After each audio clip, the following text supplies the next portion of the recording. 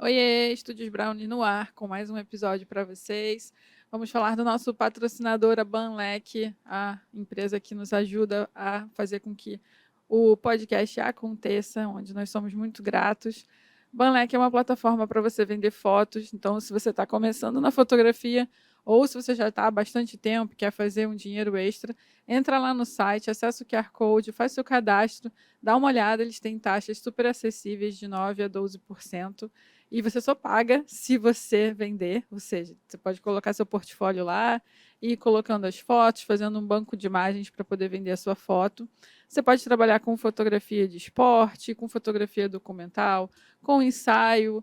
Você pode ter álbuns públicos e álbuns privados, ou seja, se você quiser fazer um sensual, alguma coisa que tenha uma sensibilidade maior, você pode colocar como álbum privado com senha.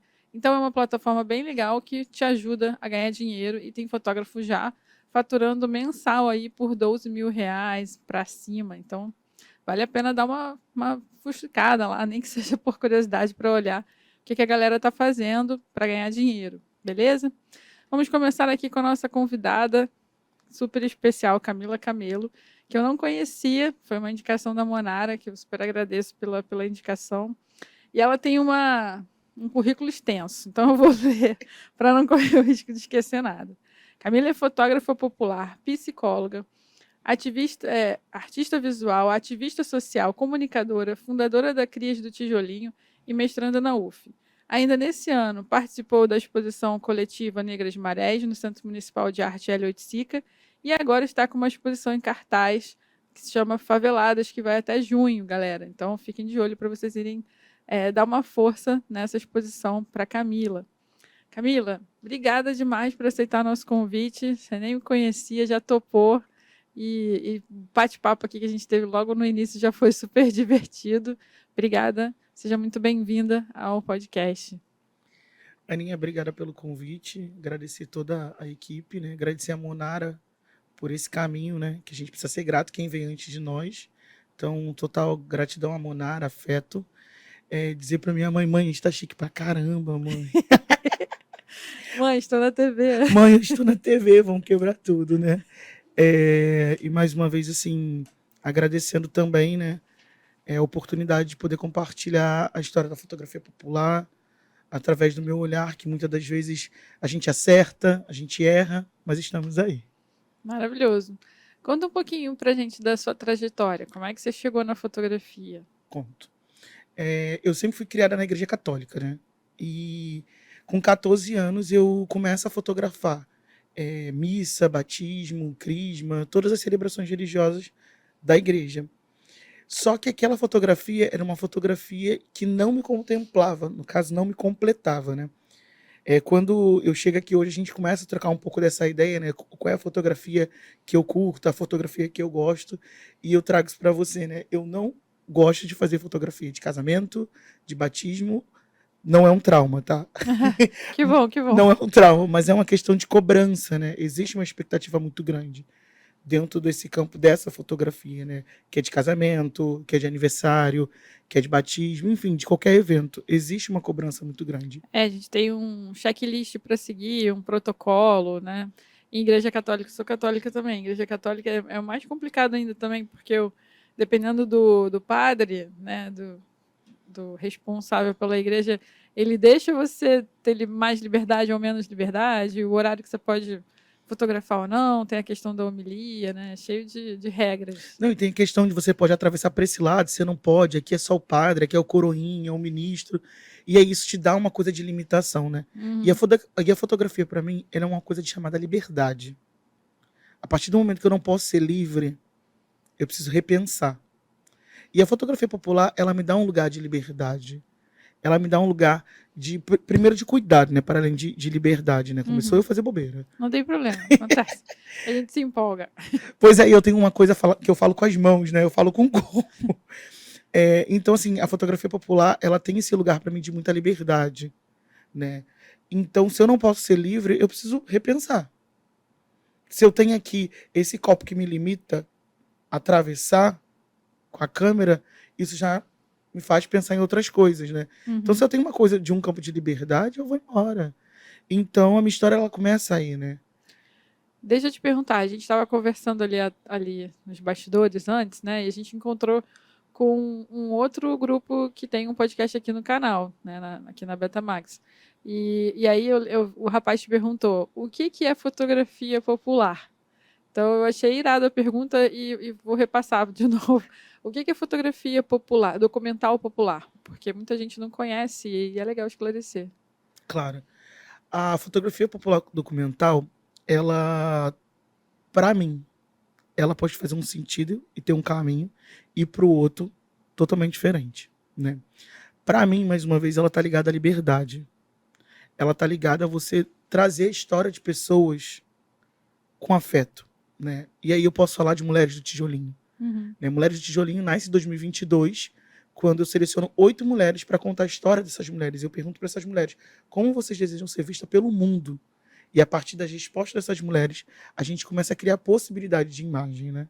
E aí nasce Mulheres de Tijolinho, que são 8 imagens relatando exatamente a forma que essas mulheres querem ser vistas pelo mundo. E aí tem uma que está dentro da caixa d'água com criança, que são os filhos. Tem outra que está com o biquíni de fita na laje. A outra que está em cima de um ferro velho. E tudo isso tem uma história. E aí, depois de um tempo, eu comecei a perceber, Aninha, que cada imagem dessa tem relação com a minha história, né? Quando, por exemplo, tem uma mulher que está na cozinha fazendo um macarrão com salsicha. Gente, como eu comi macarrão com salsicha quando eu era criança. E é uma delícia. Ontem mesmo a gente fez uma atividade na escola, não era macarrão com salsicha, eu fiquei super frustrada. Falei, cadê o macarrão com salsicha? Então, assim, tem uma parte da minha história. Então eu posso dizer que cada imagem que eu venho trazendo, ela documenta uma parte da minha vida. Quando nasce Faveladas, Faveladas está falando da minha vida. Quando nasce o projeto Crias do Tijolinho fala da minha vida. Então, assim, dentro do processo de construção artística, a gente vem trazendo, no caso, eu e quem me acompanha na curadoria, de alguma maneira, vem trazendo um lugar não só de cuidado e afeto, mas também de visibilidade. Não sou eu, Camila, que tem que ser vista. São essas mulheres que são registradas que têm que ser vistas. E isso fala muito, por exemplo, das imagens de Faveladas, agora recente, que quando eu convido essas mulheres que foram fotografadas para ver a exposição, e eu pergunto para uma delas, né, faz sentido para você essa foto? Você se encontra nessa foto? E ela disse, não, essa foto sou eu. Eu sou exatamente desse jeito. Agora imagina se ela fala, não sou eu. Acabou com o meu trabalho. Acabou com você. Acabou com tudo. E acabar comigo, não é nem com o meu trabalho, mas acabou com aquilo que eu acredito. Que pra mim só faz sentido se fizer sentido pra você. Sabe? E antes de eu fazer esses registros dessas mulheres, eu não chego simplesmente e falo assim, deixa eu fazer uma foto sua. Não. Eu vou ali, eu sento, eu converso. Eu pergunto se ela deseja. Eu pergunto se tudo bem fazer uma exposição. Eu pergunto se tudo bem levar para um outro lugar. E eu lembro que teve uma senhora que ficou muito resistente. Eu não quero, eu não quero, eu não quero. Eu tenho vergonha. Aí eu falei assim, vamos fazer um acordo? Mas eu estava assim, ó, morrendo por dentro. Porque era exatamente a foto que abria a exposição. E eu só tinha aquele tempo. Que é isso também, né? Artista, fotógrafo, tem uma coisa chamada limite do tempo. Assim, eu sou a pessoa que eu descumpro as regras. Peço até desculpa aos meus curadores aí. Mas eu não consigo, às vezes, cumprir. Porque assim, a gente faz muita coisa e não é que eu sou irresponsável, mas é que às vezes é isso. O tempo não tá legal para fazer a foto, tá chovendo, o sol tá muito, muito forte, a imagem estoura. A Você luz se adapta, né? E aí é isso. Não tem como contar com 2 dias para terminar uma exposição. E eu acho que eu vou conseguir. Eu sou essa pessoa. Quem fez a curadoria das suas exposições? Na verdade, quem me acompanha como curador, desde quando eu me entendo como artista, é o Jean. Jean Azus. Gente, segue o Jean no Instagram. Fala o Instagram dele. @umcuradorjovem. Que legal. É o Jean. E quem compartilhou dessa curadoria agora foi a Rose Miliotti, né, que é uma querida. Rose me acompanha assim uma vida inteira como amiga, como pessoa. A gente jogou handball. A gente foi da igreja junto, um negócio assim bem engraçado.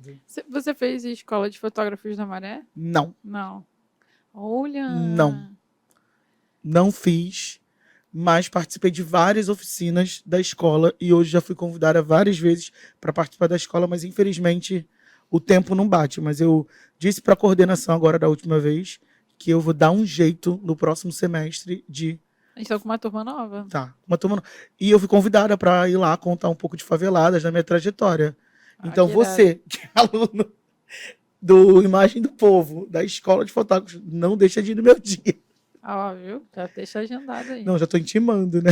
Não, então vamos voltar um pouquinho. Como é Bora. que chegou? Você começou na igreja católica e aí lá você começou a fotografar? Então, meu primeiro contato com a fotografia não foi na Igreja Católica, agora pensando. Foi nos eventos de família. Porque eu sempre fui muito curiosa. E eu sempre fiquei naquela coisa, vou fazer uma foto aqui, vou fazer uma foto ali, vou fazer uma foto ali. Então eu fazia várias fotos de família. Então isso acabou criando um costume dentro da família. Vamos fazer uma foto, quem vai fazer é a Camila. Vamos fazer isso aqui. A Camila. Aí começa a mudar o tempo, né? Uhum. A gente começa a ganhar outros mecanismos, né, de comunicação. E aí vem o vídeo, sempre era a Camila. E aí, eu já na Igreja Católica, fiz primeiro Eucaristia, Crisma, e eu tinha uma relação dentro da igreja, né? E eu decidi fazer parte, acho que era Econ, Pascom, não é Econ não, Pascom. E aí na Pascom eu comecei, por exemplo, a colocar a missa dentro dos slides. Era bem no início de tudo, aí eu botava a missa, e aí eu fazia foto. Só que às vezes para colocar no slide uma foto, alguém tinha que ir lá fotografar. E aí eu começo nesse processo de fazer imagens das missas. E aí depois disso, né, eu muito nova, eu precisei de alguma maneira me afastar da fotografia, porque eu tive que fazer outras escolhas, né? E aí além de fazer outras escolhas, eu também precisei fazer uma escolha pela universidade, né? Só que a minha inquietação era muito grande. Eu decido fazer psicologia, né? Que foi a minha melhor escolha de vida. Isso eu falo com toda a certeza da minha alma. Psicologia foi a minha melhor decisão. Só que eu, de alguma maneira, eu precisava unir a psicologia com a fotografia. Eu precisava fazer com que isso se tornasse visível para as pessoas que estavam toda vez isso Não tem problema. à minha volta. E aí eu começo a caminhar pela rua da casa da minha mãe, ali no tijolinho, com a câmera na mão. E aí, nesse período, eu começo a fazer Spock, que é no Observatório de Favelas. O que é Spock? É Escola de Comunicadores. Legal. Desculpa, Observatório de Favelas. Eu não lembro exatamente o nome. Não tem problema. É uma escola. É uma escola que não é voltada só para fotografia, mas era voltada para o audiovisual no geral. E aí teve aula de fotografia. Legal. Quando eu encontro Bira Carvalho. Na verdade, eu já conhecia a Bira Carvalho desde muito criança, que eu sempre via Bira com a câmera na mão, a cadeira de roda rodando. Não sei se você conhece Bira Carvalho. Eu conheci de foto, não deu tempo de conhecê-lo, porque ele faleceu. Né? Faleceu no 2021. 21. Não deu tempo de conhecê-lo pessoalmente. Mas eu conheço as histórias que o Dante conta sobre o Bira, da foto, quando eles ganharam o prêmio. Sim. Foi a primeira, né? Foi a primeira turma. Foi a primeira turma. Aninha, então o Bira atravessa a minha vida. Não só a minha vida como moradora, mas minha vida como fotógrafa, né? Que eu lembro que a primeira vez que eu fui registrar a favela, o Bira estava comigo. Que eu estava na Spock. Era uma aula de fotografia, era uma aula prática. E aí o Bira sai na favela com um monte de jovens que quer fazer registro da favela. E aí o Bira vem trazendo a gente para algumas realidades, né? A favela, ela precisa ser vista de um olhar de cuidado, de um olhar de afeto. E o que a gente registra aqui é o que as pessoas lá fora vão ver, né? E isso eu guardei para minha vida. Só que a gente sabe que a maré não é uma maré, é marés. É composta por 16 territórios. Só que existem territórios que são visíveis e invisíveis. Existe uma barreira das fronteiras que alguns têm medo de atravessar, outros não. E o Bira, ele era a pessoa que mais me estimulava a atravessar essa fronteira. Mas ele não atravessava. Por quê? Ele tinha medo, ele tinha as questões dele pessoais, ele não atravessava. Mas ele dizia, você precisa ir lá no Morro do Timbal fazer a foto mais bonita da favela dentro de um campo aberto. E eu questionava para ele, Bira, o que é um campo aberto? O que é a fotografia aberta? O que é o fechado? Então, se eu for falar assim, quem foi meu professor de fotografia, foi o Bira. Eu nunca passei por uma escola de fotógrafos. Eu nunca passei por dentro de uma formação de fotografia popular. A rua é a minha maior escola. Os moradores é o meu maior estímulo. O cotidiano favelado é o que me impulsiona a dizer todos os dias o que a gente tem de potência dentro desse território. Uhum. Então, o Bira foi o cara que falou assim, vem, mas não vem sozinha não, vem comigo. E aí foi a primeira vez que eu fiz foto na praça, foto na rua. E aí o Bira tinha uma coisa de detalhes, né? Tu tá sentado, ele te fotografava tomando café. Eu falava, que maluquice é essa? Como é que uma pessoa faz uma foto de uma pessoa tomando café? Que sentido tem isso? Exatamente isso. Que sentido tem isso na minha cabeça? Eu falava. E aí depois os sentidos foram acontecendo. Porque a senhora sentada tomando café é o que acontece dentro da favela.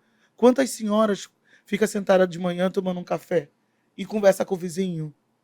E conversa com um morador que passa na rua? E o tal do bom dia, bom dia, bom dia, bom dia. E eu sempre tive uma coisa de dar bom dia. Se eu passasse por 30 idosos, era 30 bom dias. Eu sempre tive essa coisa de bom dia, bom dia. E aí é onde eu faço a decisão e a escolha pela faculdade. E eu começo a andar com uma câmera no braço. E aí eu começo a fazer registro do cotidiano favelado. Mas existia um caminho desse cotidiano favelado. Eram as crianças.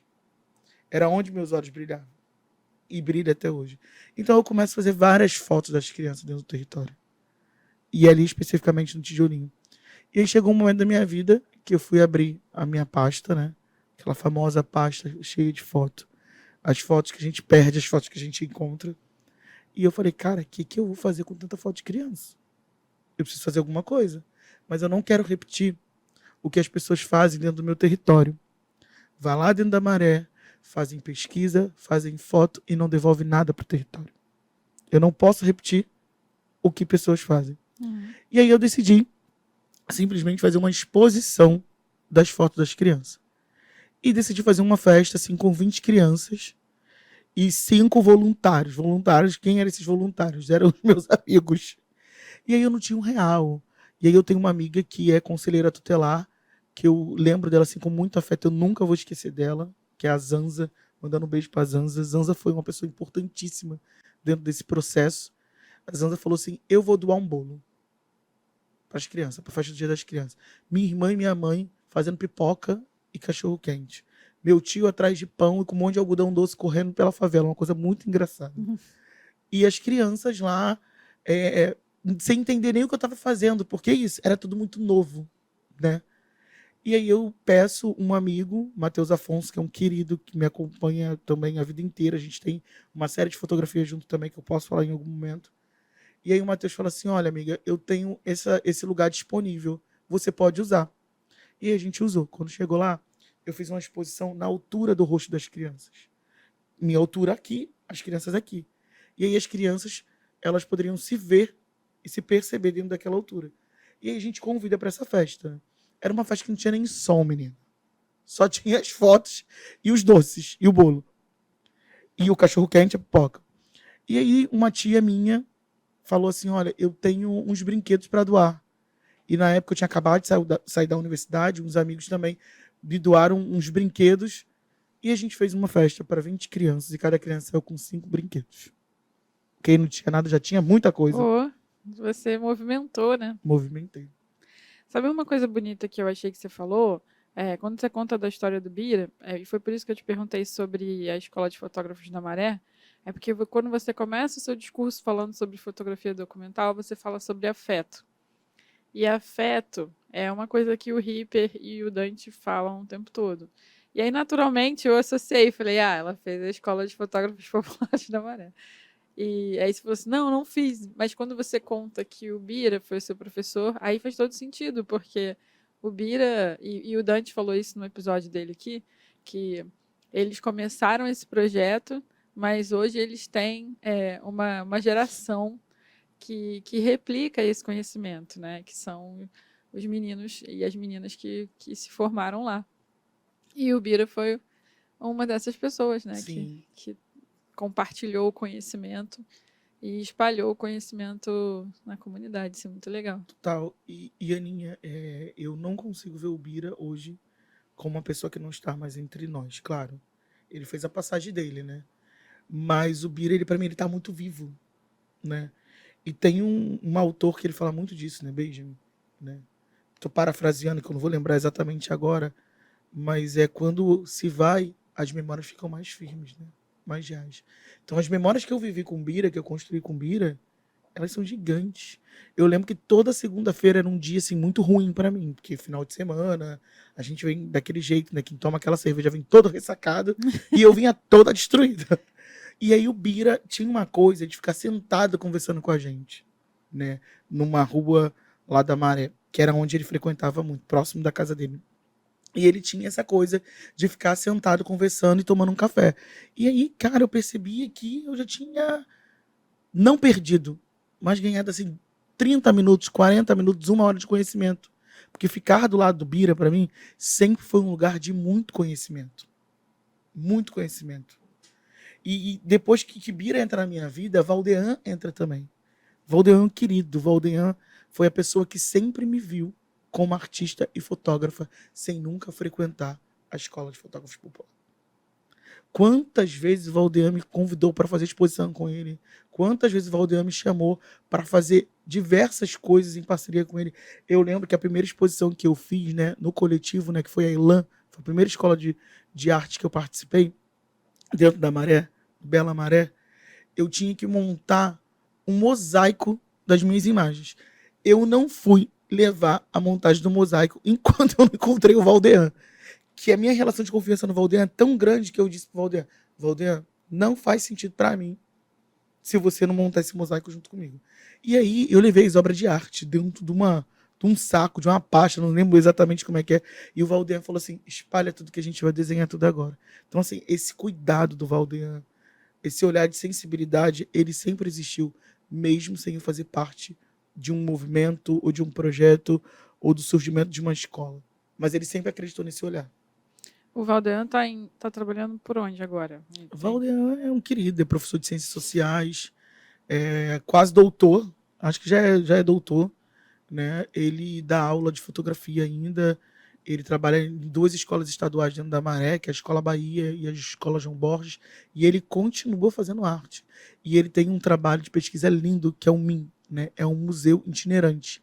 Ele anda com o museu apresentando por vários lugares. Eu acho que o Valdean tem que vir aqui.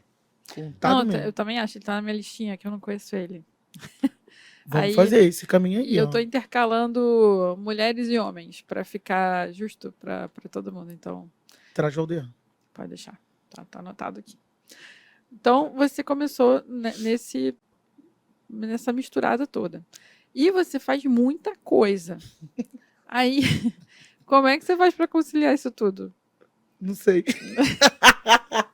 É tudo, por exemplo, você falou assim, eu só faço fotografia documental popular. E eu sei que os meninos e as meninas lá da Maré, que fizeram a formação lá na escola, eles trabalham com algumas pautas, né? Por exemplo, o Ratão, eu sei que ele faz muita coisa documental, mas eu vejo, por exemplo, a Elis fazendo algumas coisas mais de pauta. Você faz as pautas também? Eu sei que eles têm uma pegada mais política também. Então, como é que você trabalha com a fotografia? Ou você usa da sua profissão de psicóloga também para inserir a fotografia? Eu uso da minha profissão de psicóloga para inserir fotografia também. Mas eu trabalho em cima de séries, né? Eu aprendi muito isso com o Matheus Afonso, né? Quando em 2018 ou 2019, não lembro exatamente, nasce Toda Forma de Amor. Toda Forma de Amor foi uma série de fotografias de casais LGBTQIA+, na época, que eram casais que viviam juntos, que tinham filhos, e a gente começa a contar a narrativa do que é ser esse casal. E a gente traz 16 imagens. E aí eu e o Matheus a gente se divide. E aí acho interessante, importante dizer o porquê das 16 imagens. Porque no dia 16 tem é um número simbólico. Faz sentido para esse trabalho. É um número simbólico para a causa? Acho que Ah, é 16 de junho tá. Tem uma que é o data, é dia. uma data. Tá. Isso. Da visibilidade. Então, a gente começa dentro desse trabalho, né? Eu e o Matheus Afonso. E assim, foi um trabalho muito desafiador, porque eu e o Matheus, a gente não tinha tempo para acompanhar a imagem um do outro. A gente estava no início, que se você pegar as minhas imagens lá de Toda Forma de Amor e pegar as minhas imagens faveladas, tem uma diferença, né? de estudo de imagem, de qualidade de imagem, de equipamento, tem todo uma observação, né? Uhum. E aí, Vira um pouquinho para cá, pro microfone. Isso. eu não tô andando, eu tô andando com o corpo. Você tá virando. Mas desculpa, Aninha, vamos lá.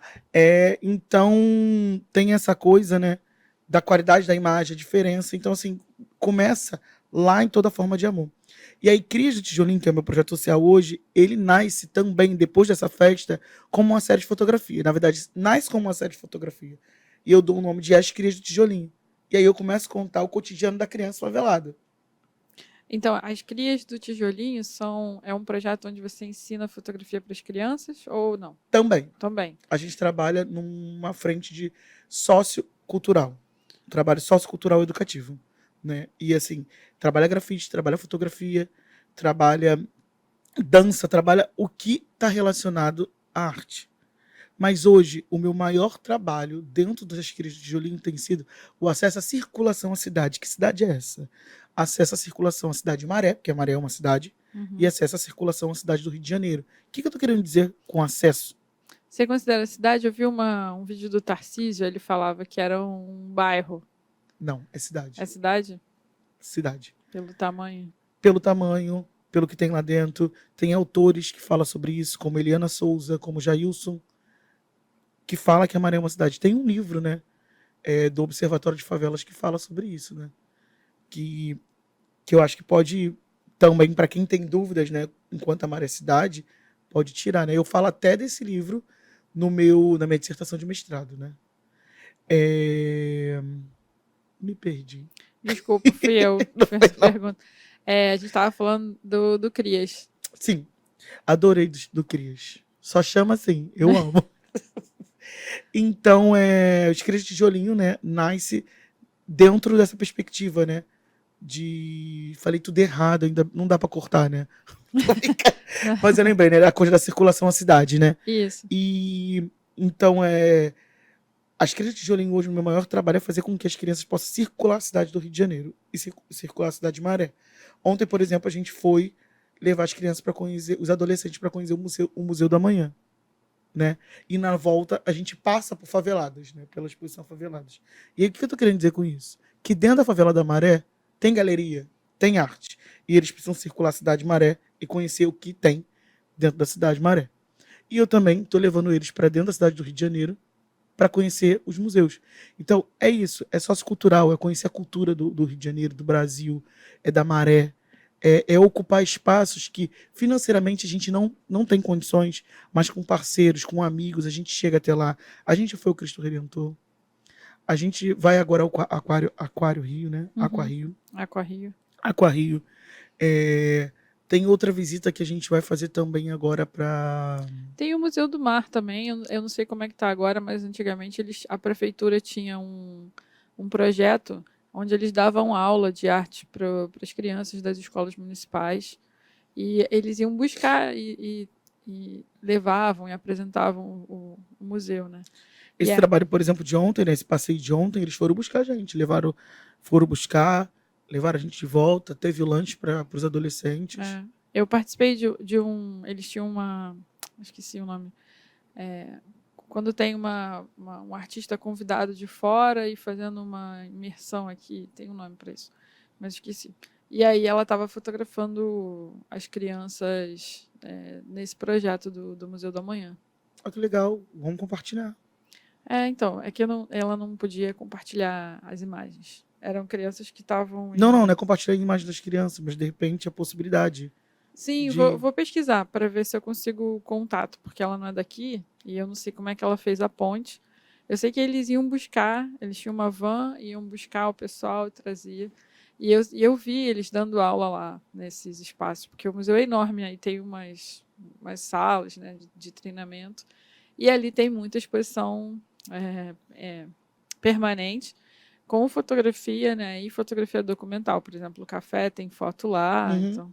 O Jean, o curador que me acompanha, ele é curador assistente lá do mar. Então, de repente, mais fácil com ele, porque aí ele já deve ter a ponte que eu sei que eles fazem. Ou, quer dizer, eu sei que eles faziam isso em 2016, que foi a época que eu conheci essa fotógrafa. não sei se depois, né, se mudando de governo, como é que isso funciona, mas eu acredito que ainda deva ter. Vamos ver se de repente o Jean pode conseguir É. ajudar a gente nesse caminho. Mas, Aninha, tem uma coisa, né, quando a gente estava conversando aqui, trocando, que eu acho que é importante ser falado, né? Que a igreja de tijolinho, ela não está relacionada à criança, tá? Ah, eu achei que era só criança. Não. Eu também achei quando eu fundei. É que o nome As Cria me remete a crianças. Também me remetia, mas eu começo a entender com o passar do tempo que cria é quem é criado na favela. Aham. Quem quer movimentar esse território de alguma maneira, né? Então, a igreja de tijolinho, ela nasce com crianças e ela vai abrindo um leque, né? Aí, quando eu falo um leque, é que para chegar na criança, a gente precisa chegar nos responsáveis.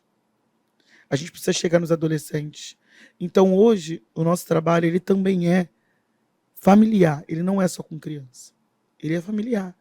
Por isso que eu digo, nasce Mulheres do Tijolinho dentro das igrejas do Tijolinho. Uhum. Só que Mulheres do Tijolinho nasce como uma exposição de como você quer ser visto. Mas essa mulher pode querer ser vista como criança. Entendi. Isso fala muito, por exemplo, da imagem da caixa d'água. Jeane é uma pessoa que ela faz a movimentação acontecer dentro do tijolinho. Ela é a mulher que monta as piscinas no dia de sol. Ela é a mulher que promove as brincadeiras. Então está muito ligado à história dela. Está muito ligado a essa criança que está viva dentro dela, né? Então isso para mim é muito importante quando eu falo de igreja de tijolinho, trazer essa mulher que é Jeane, trazer mulher que é Patrícia, trazer mulher que são tantas outras que está dentro dessa exposição. Quando fala da Carmen, lembra que a gente falou um pouco da Igreja Católica? Uhum. E que eu disse no começo do podcast que cada imagem relata a minha vida de alguma maneira? Sim. A Carmen, por exemplo, está com a imagem de Nossa Senhora. E eu nunca perdi o desejo de dialogar com a mãe de Jesus. Então, quando ela traz a imagem de Nossa Senhora, me remete muito à minha história de quando eu era adolescente, né? E o quanto isso ainda é muito vivo dentro de mim. E aí, fora o macarrão, né, que eu já contei, a caixa d'água, o ferro velho, e tem a coisa, né, por exemplo, tem uma imagem que tem a Lívia com um cachorro no braço. Cara, quando eu vi aquele cachorro, eu falei assim, eu preciso fazer foto desse cachorro. Mas eu tenho tanta raiva da minha infância que minha mãe não deixou eu ter um cachorro, mas tanta raiva, porque eu sempre fui cheio de alergia. Eu engoli um pelo de um ursinho de pelúcia e eu fiquei todo empolado.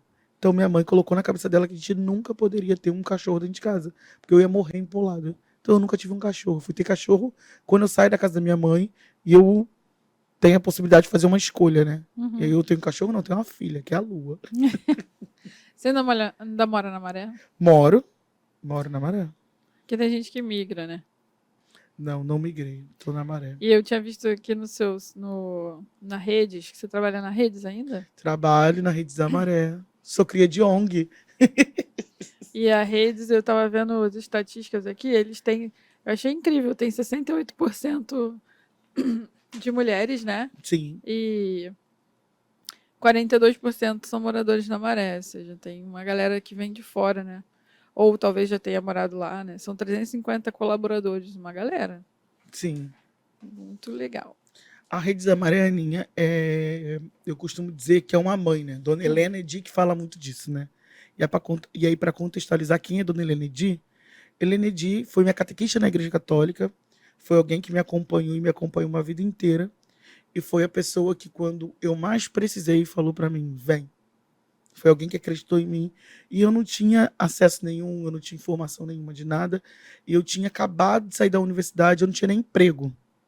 E eu tinha passado por uma pós-graduação na Fiocruz e eu não sabia como conciliar, e eu precisava de grana para movimentar, e a Dona Helena virou para mim e falou assim, vem trabalhar comigo. E aí foi muito desafiador, porque eu já era formada, eu trabalhava numa função que não era minha, e eu sempre me coloquei num lugar de aonde eu estiver, eu vou dar o meu melhor. Pode ser na minha profissão ou pode não ser na minha profissão, mas se eu me comprometi, eu vou dar o meu melhor. Então eu dei o meu melhor aonde eu estive naquele tempo. Então, depois disso, eu começo a trabalhar como psicóloga na Rede da Maré, né? Trabalho como psicóloga do eixo de educação. E o meu trabalho, ele é um trabalho... Eu sempre falo de muito afeto, porque o afeto é o que afeta, né? E hoje o meu trabalho, ele está muito mais voltado a rodas de conversa, né? Claro que eu faço um atendimento individual, mas que não é a proposta da instituição. A gente acolhe e a gente encaminha de volta para o Estado, para a Prefeitura, como a gente pode, como também está dentro das nossas possibilidades. Mas o meu maior trabalho hoje é em roda de conversa, né? Trazendo temas que possa ser consciente para o nosso cotidiano, né? E aí eu prefiro falar de construção do que falar de desafeto. Eu prefiro falar de possibilidade de futuro do que falar daquilo que marca a gente como dor. Não que isso não vá acontecer. E eu tenho total consciência como psicóloga que esses são temas que precisam ser falados. Mas existem outras urgências, como, por exemplo, falar de masculinidade tóxica. Como é que fala de masculinidade tóxica para mulheres? Como é que uma mulher fala de masculinidade tóxica? E aí é isso. Todo o nosso trabalho ele é coletivo. Ele não é sozinho. Ele é com uma equipe psicossocial. Sou eu de psicólogo e mais 2 assistentes sociais. E aí a gente pensa atividade junto, a gente cria possibilidades juntos. E aí a gente também vai entendendo, ó, acho que esse tema a gente já falou. A gente pode convidar alguém que domina, ou alguém que está aprendendo a falar sobre isso, ou alguém do território que tem caminhos de experiência, né? E aí também é quando nasce Marés, né? Que é o Coletivo Marés, que é aquela troca que a gente estava tendo, né? O Coletivo Marés, ele nasce de jovens que lideram algum projeto social dentro da Maré, mas que pensa a Maré daqui a 2, 3, 4, 5, 6 anos, que é 10 anos. Não pensa uma maré só agora, mas que pensa uma maré do futuro. E, ao mesmo tempo, a gente busca uma formação de capacitação, de alguma maneira, para jovens lideranças, né? E aí, ontem, quando a gente faz esse passeio com os jovens, é o nosso primeiro passeio do coletivo. É quando a gente sai da cidade de Maré para a cidade de Rio de Janeiro e dizer para o jovem, ó, você pode acessar o que você quiser. Você pode fazer o que você quiser. Você é uma liderança. Mesmo que dentro deles eles não entendam ainda o que é liderança e o que é ser líder, é potencializar esse lugar. Que para mim liderança não é ser chefe. Ser chefe é você mandar. Mas liderança é você virar e falar, não, eu vou junto com você. E aí você pode imaginar, vai dar tudo certo. Mentira, tô contando isso aqui, revelando para todo mundo. Às vezes eu invento as coisas e dá tudo errado. Acontece nas melhores famílias, né? Dá tudo errado, mas existe um desejo de dar certo. Mas às vezes acontece tudo errado. Eu lembro, é uma coisa assim bem engraçada, pelo menos pra mim. Conta, adoro perrengues. Eu lembro que a gente ganhou uma doação de ovos, aí a gente tinha que entregar os ovos. E aí, Ovos de Páscoa? não, ovo de Páscoa Ah, não. ovo mesmo. Ovo mesmo. Na pandemia. E aí eu virei pra minha irmã é uma das minhas maiores parceiras da vida. Um beijo pra minha irmã, Simone. E aí eu tô com Simone e eu falo assim, Simone, a gente ganhou uma quantidade de ovos, mas a gente tem que entregar os ovos, tá muito quente, vai estragar os ovos. E é isso. E a gente começa a entregar os ovos, Só que tinha era um grupo muito grande. E aí eu, na minha loucura, entrego uma cartela de 30 ovos por pessoa. Eu não dividi os ovos, eu simplesmente entrego a cartela de ovos. E aí o ovo começa a acabar. Menina, começa a confusão. Quando eu vejo, tinha ovo voando pra tudo que era lado. Meu Deus. E eu olhava pra minha irmã e falava, o que eu vou fazer? Eu não sei o que fazer. O que eu faço com tanto ovo? E é isso, é os perrengues não chique. E a gente não sabia o que fazer. Mas eu inventei de entregar o ovo e 30 ovos. Gente, o que tinha na minha cabeça? Eu poderia ter dividido os ovos, mas eu queria entregar do jeito que estava, porque isso, eu não sei qual é a necessidade do outro. Isso é um ovo de codorna. Agora na Páscoa a gente distribuiu ovos de Páscoa. Ah, porque ovos de Páscoa não, bombom, caixa de bombom. Ah, porque a criança pegou 5, 6, 7, 8 caixas de bombom. Eu não tô preocupado com quanto a criança tá pegando, gente. Talvez aquela criança tá pegando ali pela primeira vez. Talvez a criança tá pegando para ela, pro irmão, pro pai, pra mãe, que não tem dinheiro. Eu não sei da situação financeira do outro. Eu não sei da condição que o outro vive. Então isso não é uma preocupação para mim. Quanto a criança está pegando. Para mim, a minha preocupação é como a gente vai organizar essa distribuição para chegar nas pessoas que, de fato, não têm acesso a uma caixa de bombom. Então, Vocês trabalham com a CUFA? Eu não sei se tem não, ligação. a gente não trabalha com a CUFA, a Esquerda Tijolinho não trabalha com a CUFA. Hoje, os nossos padrinhos, né, é o Voz das Comunidades, Renê Silva, e Rede da Maré, que é a Eliana Souza. Né, são os nossos padrinhos. E claro que a gente tem as pessoas que ajudam a gente no final do ano, que é o Bruno, por exemplo, que é um amigo que me acompanha aí, vai fazer 5 anos, né? Que foi o cara que virou pra mim e falou assim, qual é o teu sonho de uma festa? E eu falei, cara, meu sonho de uma festa é isso. E aí eu inventei tudo que você possa imaginar. E o Bruno foi o cara que disse pra mim, a gente vai conseguir, a gente conseguiu. E a gente vem todos esses anos aí fazendo essa festa, conseguindo para as crianças doação de roupa de final do ano, tênis, blusa, bermuda, enfim.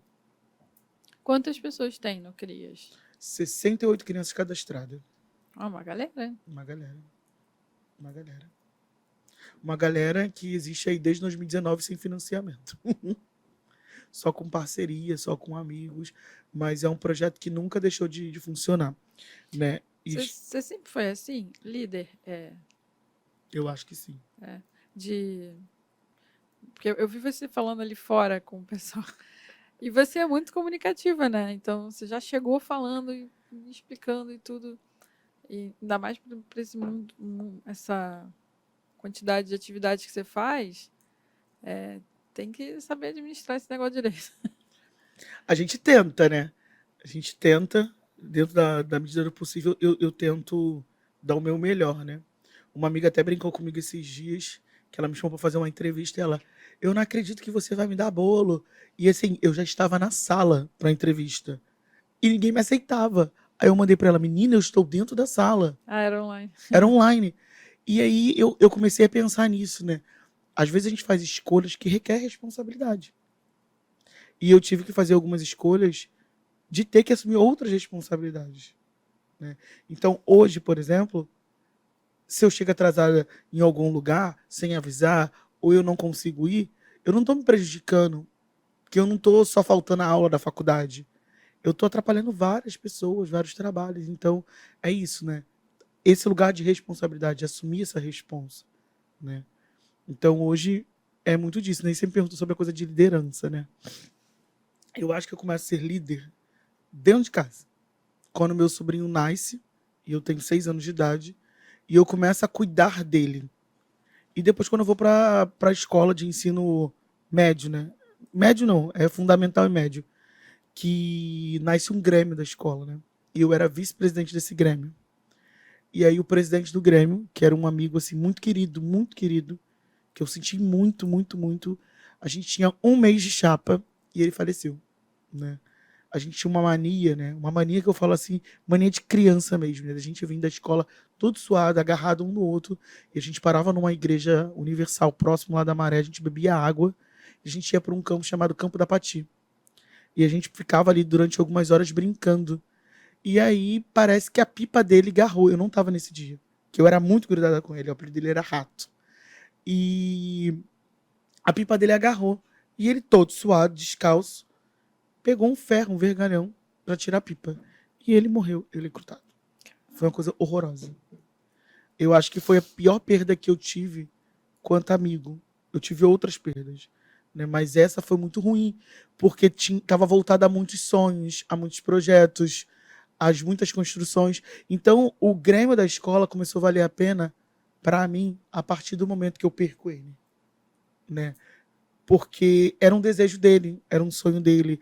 Ele tinha desejo de montar campeonato de futebol, de vôlei, de tudo.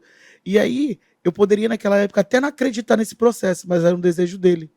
E aí eu comecei a lutar por um desejo que era dele. E aí eu começo também num outro processo na escola que eu sempre tive um negócio de pavor com desordem, né?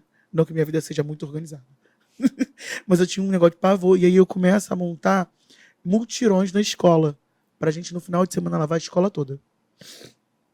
E aí a gente, todo sábado, ou sábado de 15 em 15 dias, a gente fazia uma faxina na escola. E eu convidava um monte de gente.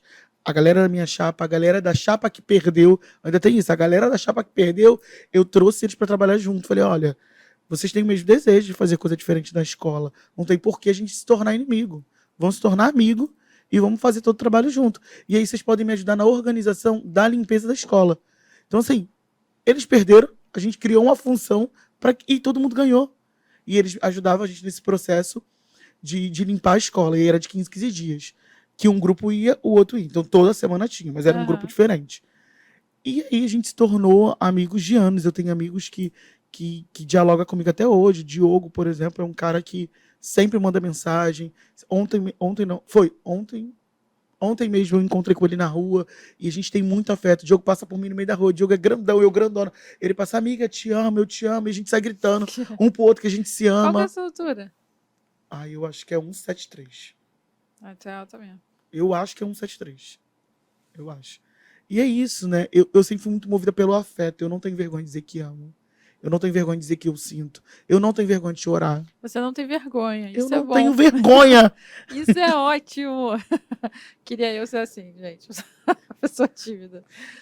Eu não tenho vergonha em lugar nenhum, né? Nem na cara. É. Não, eu tenho espasmos, eu tenho momentos sem vergonha, mas são raros. É verdade, eu cheguei e você tava super tímida. Não você viu? Então, vi. eu vou me soltando aos poucos, assim, né? Eu que sou dada. Mas se eu tiver num grupo com muita gente, lascou, aí eu fico quietinha. Deixa eu te perguntar uma coisa. Se o pessoal que está ouvindo a gente aqui, quiser acessar um site, ou uma plataforma, ou um Instagram, ou quiser entrar em contato com vocês para ajudar o projeto, o Crias, como é que a pessoa faz? Então, pode tanto ir pela minha página pessoal, né? Que é o Instagram, né? Que é Camila com K, um L só, Camilo com C e dois L's, _ TJL, que é de tijolinho. E lá tem já o Instagram direto, né? Do tijolinho. Ou pode ir, @ascriastijolinho no Instagram e chamar. Tanto eu, tanto a coordenação vai responder. Show. Beleza. Como que você conecta a fotografia nessas atividades todas? Qualquer lugar. Não tem como andar sem fotografia. Não tem como. Você registra todos esses eventos, essas coisas que vocês fazem? Ou não dá? Na correria ali de Não, você... consigo registrar, mas não para publicar. Registro porque é isso, né? Tem prestação de conta, não para patrocinador, mas para a gente mesmo. A gente tem registro das atividades que a gente faz. Mas tem a coisa que também me chama muita atenção, que é o registro da memória, né? Eu lembro uma vez que eu estava dentro de uma van, indo para um determinado lugar, e passou um senhor com uma bicicleta e várias crianças dentro de uma cestinha de mercado. Eu fiquei apavorada. E me deu uma vontade de chorar. Me deu uma vontade de chorar porque eu imaginei eu registrando aquela foto. Eu estava dentro de uma van e eu estava no meio e eu não tinha como sair. E era uma coisa muito rápida. O senhor passando com a bicicleta, eu dentro da van, e aí eu olhando para a imagem, e eu comecei a chorar. Eu falei, meu Deus, eu queria muito fazer aquilo. E aí eu comecei a valorizar também os registros da memória. Aquilo que fica guardado na nossa memória. Uhum. Aquilo que não vai ser publicado enquanto imagem, mas ele pode ser publicado enquanto narrativa. Você tinha muita foto quando era criança? Muita. Então. Muita. E agora em Faveladas, começa contando a analogia da minha vida. Com fotos minhas de criança. Com a minha paixão pelo meu time, que é incrível. Qual que é o seu time? Qual que você acha que é? Eu acho que é Flamengo. Pelo amor de Deus, te cuida. Não, eu fui pela maioria estatística. Não é Flamengo. De jeito nenhum. E já tô feliz. De jeito nenhum. Vini, qual é o seu time?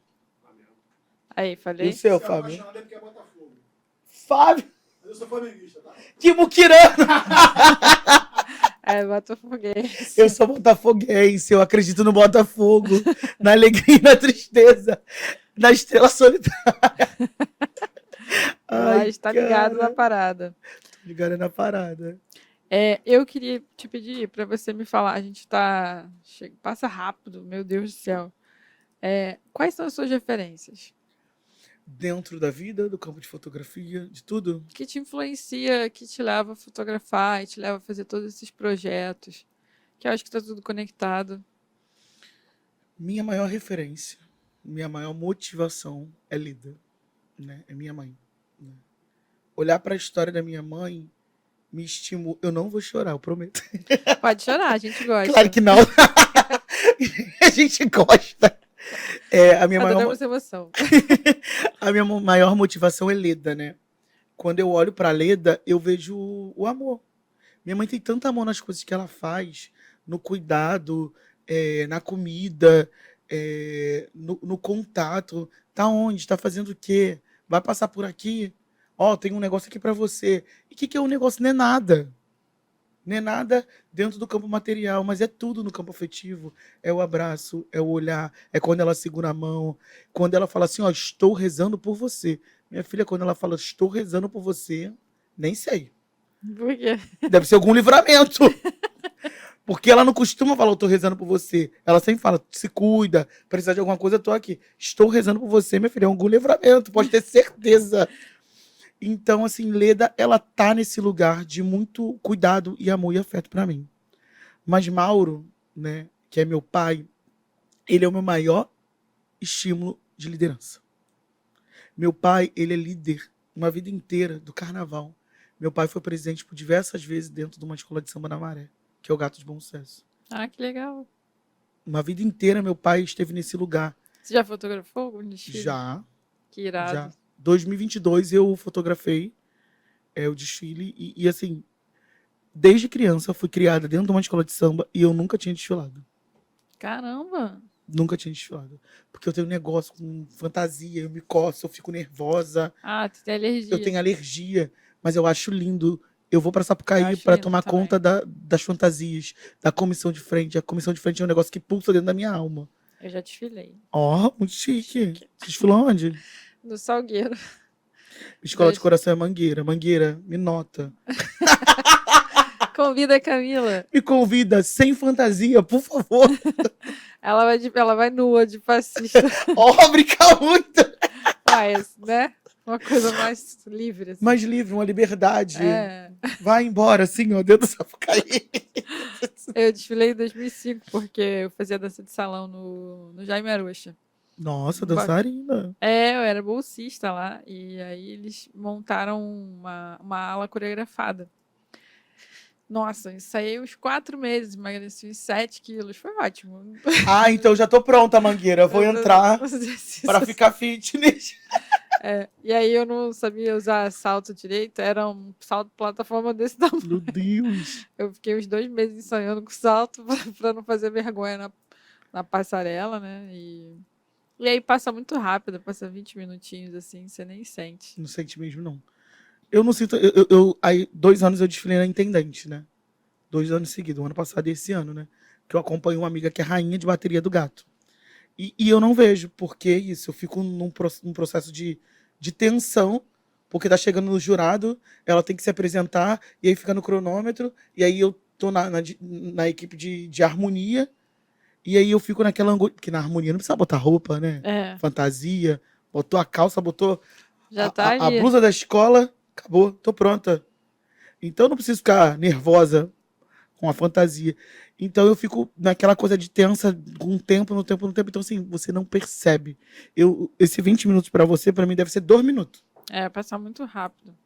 E a gente tinha que cantar também, fazer a coreografia. Aí o Jaime falava assim: então, nesse momento aqui, a gente vai fazer um salto. E aí vinha o cara da harmonia e falava: tem que andar. Aí eu falei: não dá, tem que andar agora, a gente tem que fazer o salto. Aí o cara jogava a gente pra frente, assim, seja que Deus quiser. Com aquela plataforma desse tamanho. É, depois ele tirou alguns saltos, porque não dava para fazer o salto, porque a gente tinha que andar, né? E tinha que cantar também. Aí não dava tempo, assim. Mas foi legal. Tem uma bom. foto, você nem vai me reconhecer. Ah, eu quero Uma ver. fantasia. Eu quero ver. Eu vou botar no episódio. Por favor, não deixa de fazer isso.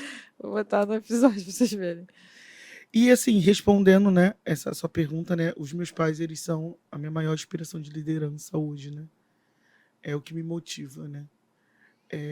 Mas não posso esquecer de outras pessoas que me atravessaram, né? Como os meus irmãos, como Simone, Wendel, Andresa, né? Que é uma irmã de criação, que eu acho que é importante falar da Andresa, porque eu falo sobre as extensões da favela, né? Quando eu lembro da Andresa, eu lembro das extensões. O que são as extensões, né? São as casas que a gente escolhe para ser morador, de alguma maneira, né? São as famílias que a gente escolhe fazer parte ou escolhe a gente para ser também de afeto, né? Então, assim, Elza, que é mãe da Andresa, que eu chamo de tia, peço a benção, digo que eu amo e amo Elza mesmo. Elza foi a pessoa que mais me cuidou quando eu era criança, na ausência da minha mãe. A casa da Elza foi um refúgio, muitas vezes. A Andresa sempre foi minha maior parceira, né? E eu lembro que a gente, quando criança, a gente fazia arte na laje, a gente fazia teatro, fazia dança. A Andresa hoje é formada em dança. A Andresa faz doutorado nos Estados Unidos, né? E hoje a Andresa lança um livro, né, sobre feminismo favelado, né?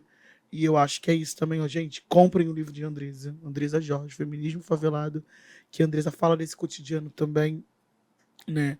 Então, quando eu lembro de Andresa, eu lembro das extensões. E eu lembro como e quanto a gente pode ser quem a gente quiser. O teatro tem isso, né? Que eu sou muito voltada para arte, né?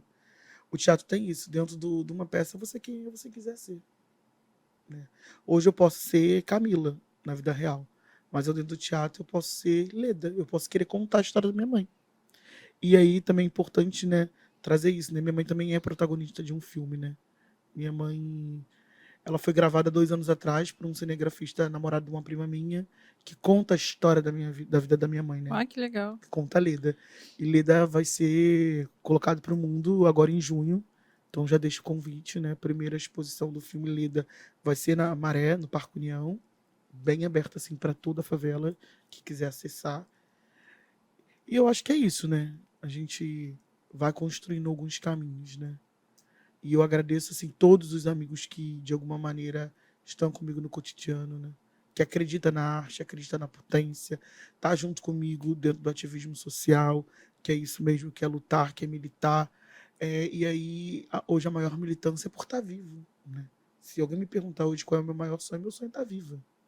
Quero poder ter vida para continuar construindo uma sociedade diferente, para construir uma nova maré, para construir novas possibilidades, novos caminhos, não só para as crias de Tijolinho, Uhum. mas também para as crias das crias que ainda hão de vir, né? É muito bonito isso, porque eu estava me perguntando várias vezes assim, o que eu admiro? Eu admiro muito o pessoal da Maré. Isso não, eu já falo isso já há um tempo, desde que eu conheci o projeto, né, dos fotógrafos populares da Maré, com o Ripper e o Dante. E aí eu venho acompanhando o pessoal, né? É, eu vim de uma cidade do interior e tive uma vida bem humilde. Então lá a gente não tinha uma sensação assim de comunidade, né? Eu morava num bairro pobre e era cada um por si, né? No terreno onde eu morava tinha a casa da minha mãe e da minha avó. Então era muito fechado ali. E numa família onde tinha muitas mulheres, né? A gente sempre foi muito mais. Quando eu falo humilde, mas humilde no sentido de não acreditar, sabe? Uhum. Na nossa potência, no nosso querer, assim, nas nossas possibilidades, nos sonhos. Eu lembro que eu tinha vários sonhos e meu pai falava assim: não dá para ter tudo na vida. E isso me irritava de uma forma assim incrível. E hoje eu percebi conversando com você que eu acho que o que me admira, a minha admiração pela Maré e pelas pessoas da Maré, é porque vocês acreditam. Embora vocês tenham, eu acho que vocês tenham vivido coisas muito mais pesadas do que eu, porque eu estava numa cidade do interior. Mesmo assim, vocês não desistiram, sabe? Vocês têm uma militância, vocês correram atrás. Como aqui no pessoal das redes, 76% da galera tem um curso superior ou está em formação. Isso é muito maravilhoso. Aí as pessoas podem falar, pô, mas tem um monte de ONG lá dentro, tem um monte de gente que ajuda.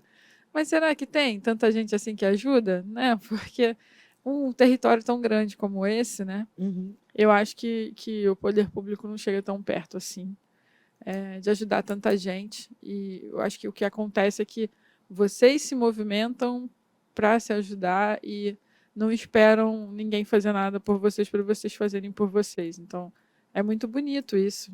E eu acho que é uma inspiração para quem for ouvir esse episódio, de uma pessoa que faz tanta coisa e ainda consegue ter tempo para ajudar tanta gente, assim. É inspirador mesmo para poder motivar a galera que está pensando em viver de fotografia, de imagem, de arte, que é uma profissão desafiadora, sabe? Claro que todas as profissões têm desafios, mas a nossa é bem desafiadora, porque a gente trabalha com coisas abstratas e nem sempre as pessoas querem dar valor aqui no Brasil. A gente recebe muita gente aqui que fala que lá fora tem muito mais reconhecimento do seu trabalho do que aqui. Então a gente já vive esse desafio por questões culturais, né? Então é uma honra te receber aqui e ser uma referência para o pessoal, para a galera se motivar de que é possível você fazer e ser o que você quiser se você acreditar, né? Se você correr atrás. Não estou falando que é fácil, tá, gente? Não estou falando que você vai se cadastrar e fazer um Instagram, um site e falar, agora eu sou fotógrafo e já começa a ganhar dinheiro, não é isso. Mas a Camila tem uma trajetória, né? Quanto tempo você já está nessa 20 anos. 20 anos aí. Então, assim, não é da Tenho noite, 34. não é da comecei noite pro 14. dia, né? Ela começou muito cedo e corre atrás até hoje para conseguir as coisas. Tem os desafios, tem os perrengues, como a gente ouviu aqui, né? Mas as coisas vão acontecendo se você realmente quiser muito. Acho que é a força do desejo, né? Quanto eu mais desejo, né? Quanto mais eu sonho, né? E eu acho que está tudo muito ligado, né? E eu acho que para apresentar faveladas também, né? Faveladas é um sonho, né? É um sonho que nasce de 3 favelados, que é Camila, Rose e Jean, né?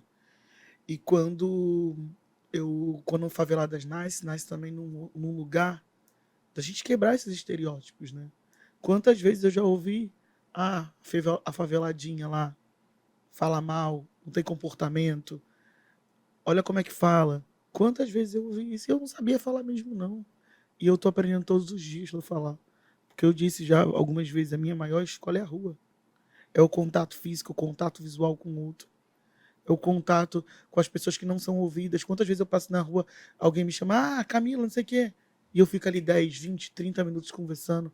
Existe a necessidade do diálogo, existe a necessidade de falar. E existe a empatia de ouvir. Não é porque eu sou psicóloga, não, que é a empatia de ouvir. É a empatia mesmo de alguém que acredita num processo. E quando Faveladas nasce para quebrar esse estereótipo de que favelado não tem educação, que favelado não tem sonho, que favelado não tem desejo. Favelado tem sim. E eu não moro na comunidade apenas, porque comunidade são vários espaços que encontram pessoas. Uhum. Eu não moro só na comunidade, eu moro dentro de uma favela que tem uma comunidade. Eu moro na favela e não é nenhum peso eu dizer para ninguém que eu moro na favela, que eu fui criado numa favela e que a minha família é favelada. E o mais bonito dentro desse processo todo é quando é a abertura da exposição Faveladas e a minha mãe, de 66 anos, diz: eu sou favelada. Ali para mim eu zerei o game. Eu não preciso mais jogar. Muito Ali para legal. mim zerou o game. Que uma pessoa que não tem os mesmos acessos que eu reconhecer esse processo. Né? E aí, quando a exposição Faveladas nasce, ela começa dentro da analogia da minha vida. Eu começo a contar, eu não, né? Jean e Rose, né? Dentro de um pensamento de curadoria, pensa, né? A gente contar como é que eu chego nesse mundo, né? E minha mãe descobre nos 15 anos da minha irmã que tá grávida de mim. E tá minha mãe vomitando a festa toda. Minha mãe não sabe que ela tava vomitando. E era eu. Tcharam! Olha E era eu eu aqui. ao presente. E era eu vindo ao mundo. E a partir disso, minha mãe diz que a vida dela já começa a ser diferente, desde quando eu era criança. Eu nunca fui uma criança que não concordava com tudo, eu sempre fui uma criança que eu questionava as coisas. Minha mãe diz, você sempre questionou tudo. Falei, mãe, então eu tô na profissão certa. Então, Faveladas é isso. São mulheres que levantam cedo, que faz o café da manhã, que leva as crianças para a escola, que cozinha, que arruma a casa. São as mulheres que levantam muito cedo e vão trabalhar, que tem dupla jornada, que é o trabalho de casa, que é o trabalho que tem a remuneração. São as mulheres que sonham em acessar as universidades, as escolas, porque isso, tem muitas mulheres que não tiveram acesso às escolas porque tiveram filhos muito cedo e não tiveram a oportunidade de estudar, mas que hoje têm o desejo de estudar. E é isso, a gente vai estar e ocupar o lugar que a gente deseja, enquanto mulher, enquanto liderança, enquanto pessoa que faz a movimentação nesse território. E a Maré é movimentada por mulheres. Não adianta dizer que não é por mulheres que vai ter um embate. A gente vai para Eu cima. concordo com você. Como é que a galera faz para ver a sua exposição? Gente, a exposição está na Galeria 535 do Observatório de Favelas, Teixeira Ribeiro.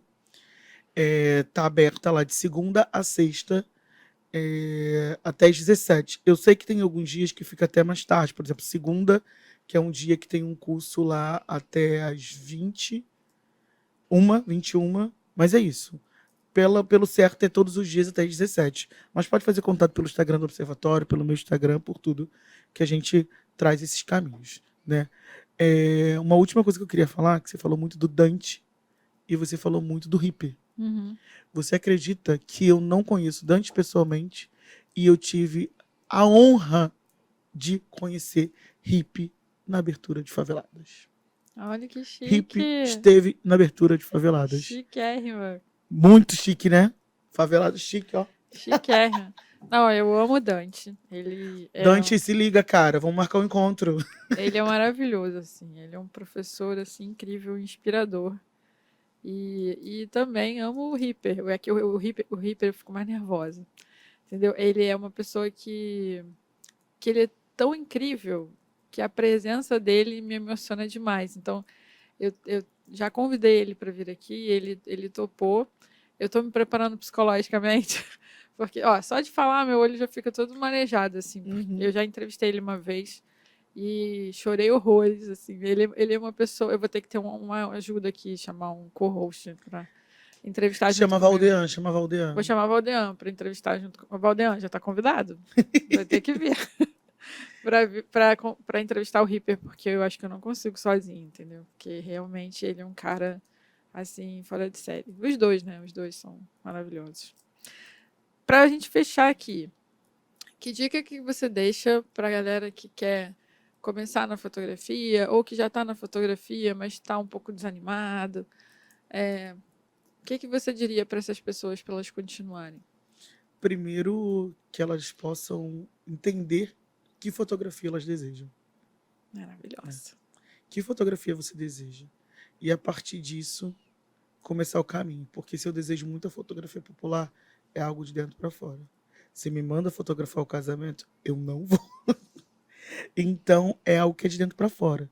Quando a gente faz uma fotografia que a gente não acredita, a gente não tem estímulo. Quando a gente faz só pelo financeiro ou porque a gente foi convidado, não faz sentido. As coisas precisam fazer sentido. A fotografia precisa fazer sentido. Não só para quem é registrado, mas também para quem registra. Então hoje é isso. Se faz sentido para vocês, vá. Se não faz sentido, repensa. Recomeça. Volta atrás. Todo dia é dia de recomeçar. Todo dia é dia de pensar em novas possibilidades. Então, estar presente é onde o coração pulsa, né? O que faz sentido. É isso que eu diria. Se faz sentido, vai. Amei. Maravilhosa. Não é isso. Falou tudo. Não tenho mais nada a acrescentar. Aninha, obrigada, viu, pelo convite. Quero agradecer aos patrocinadores, agradecer a oportunidade de poder compartilhar a minha história, a história da Maré, das Cris de Tijolinho e tantas outras histórias que vem trazendo através desse corpo que movimenta dentro de um território chamado Maré, que circula, essa é a palavra, né? Então agradeço por esse corpo poder estar circulando esse lugar e contar as experiências, as práticas e dizer que é isso, a gente está aí aprendendo, trocando, crescendo, caindo, levantando, chorando, mas a gente está aí. Muito obrigado. Eu que te agradeço demais por aceitar o convite, sem nem me conhecer. E, pô, você é uma pessoa super jovem, já tem uma trajetória gigantesca de 20 anos aí. Com certeza, eu tenho certeza que eu vou ver você criando muito mais coisa por aí. E, galera, por favor, acompanhem a Camila no Instagram. Se puder, dar uma força lá no Crias. Acho que não custa nada a gente ajudar, né? A gente está ajudando a todo mundo e isso é importante para todo mundo. Queria agradecer aos nossos patrocinadores, a Banlec, quer dizer, a nossa patrocinadora Banlec, que é uma plataforma para você vender foto. Então, acessa o QR Code, faz seu cadastro, dá uma olhada, coloca o seu portfólio lá. É de graça, né? Você não está pagando nada, você só vai pagar quando você começar a vender. Então, não tem por que não investir e não conhecer. Lá dentro também tem um blog, uma plataforma com vários conteúdos, com muito conhecimento para você que é fotógrafo. Então, vale a pena investir. Dá uma olhada na Banlec. Queria agradecer também os nossos apoiadores, o Léo Saldanha da Fox, que sempre divulga o nosso conteúdo aqui, a revista Portfólio, e a nossa querida Betamax, que está sempre aqui com a gente, nos apoiando. Os meninos Vini, que está aqui, Laje, Pablo, o Gustavinho, que agora está no horário da tarde. Então, em breve a gente encontra com ele aqui. Obrigada, Betamax, por todo o seu apoio, carinho que vocês sempre dão aqui pra gente. É isso. Tchau, tchau.